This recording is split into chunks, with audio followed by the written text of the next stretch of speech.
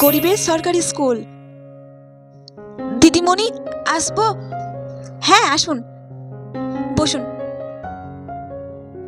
হ্যাঁ বলুন, কি দরকার? দিদিমণি, আপনাদের স্কুলে মেয়েটাকে একটু ভর্তি করাতাম, সেই জন্য এসেছি। ও আচ্ছা, ক্লাস 5-এ ভর্তির জন্য এসেছেন? আচ্ছা, তোমার নামটা বলো, আমি রেজিস্টার করে নিচ্ছি। রূপা সরকার। তোমার বাবার নামটা বলো। মধু সরকার। আপনার মেয়ে ভর্তি হয়ে গেছে, সামনের সোমবার থেকে আপনার মেয়েকে সময় মতো স্কুলে পাঠিয়ে দেবেন, ঠিক আছে? আচ্ছা দিদিমণি, ঠিক আছে। দিদিমণি, একটা কথা ছিল। হ্যাঁ বলুন। বলছিলাম কি, আপনাদের ভর্তির টাকাটা যদি আমি একটু একটু করে মাসে মাসে দিই তাহলে কি কোনো সমস্যা হবে? আসলে ওর বাবার না কাজে একটু অসুবিধা চলছে, সেই জন্য। আচ্ছা, আপনার যদি অসুবিধা থাকে তাহলে কোনো ব্যাপার নয়, আপনি ওটা মাসে মাসে দিয়ে দিতে পারেন, ঠিক আছে? আচ্ছা আচ্ছা, ধন্যবাদ দিদিমণি।